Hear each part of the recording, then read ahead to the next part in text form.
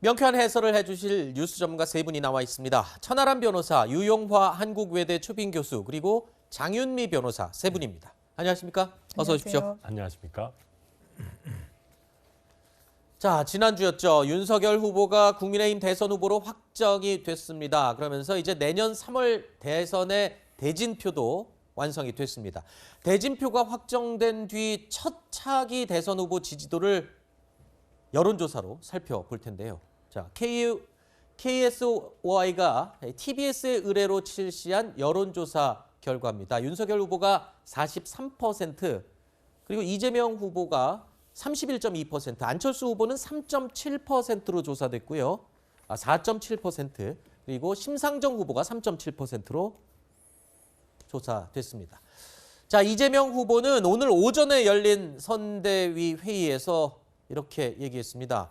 자, 윤석열 후보의 대선 후보 확정을 다시 한번 축하한다라면서 제안을 했는데요. 1대1 회동 제안을 했습니다. 직접 들어보시죠. 그래서 우리 윤석열 후보님께 하나 제안을 하나 드리려고 합니다. 이 나라의 미래를 놓고 우리 국민들의 삶을 놓고 진지하게 논의할 1대1 회동을 제안드립니다. 각자가 추진하고자 하는 정책들의 내용은 다를 수 있지만, 그러나 궁극적 목적은 결국 국민의 민생이다, 국민들의 먹고 사는 문제이다라고 하는 점에는 이견이 없을 것으로 생각합니다. 우리는 민주공화국의 한 구성원이고, 공화국에서는 왕이 아니라 국민을 대신해서 일할 모습이 필요합니다. 누가 국민의 대리인으로서 더 나은 우리 미래를 만들 수 있는지에 대해서 진지하게 논의하고 또 국민들께 보여드리는 그런 장을 한번 만들어 주시면 좋겠습니다. 들으셨다시피 이재명 후보가 이제 윤석열 후보를 향해서 1대1 회동을 제안을 했습니다. 민생 대선 후보 이미지를 선점을 하려는 의도가 읽혀지기도 하는데, 야당 쪽에서 어떻게 반응이 있었나요? 김기현 원내대표가 네. 갑작스럽게 제안을 했으니까요. 실무적으로 좀 접촉을 해야 되는 거 아니냐. 네. 이것을 뭐 이벤트 쇼같이 하면 안 된다. 그렇게 이제 얘기를 한 것 같은데요. 네. 제 생각에는 뭐 중요한 제안이라고 보여집니다. 왜 그러냐면 이게 자칫 만나지 않게 되면은 이 양당의 후보가 원색적인 비난을 가고요. 네. 정치 공세만 하게 되고, 특히 더 나아가서 인신 공격성으로 이 전국을 혼란스럽게 할 가능성이 큽니다. 네.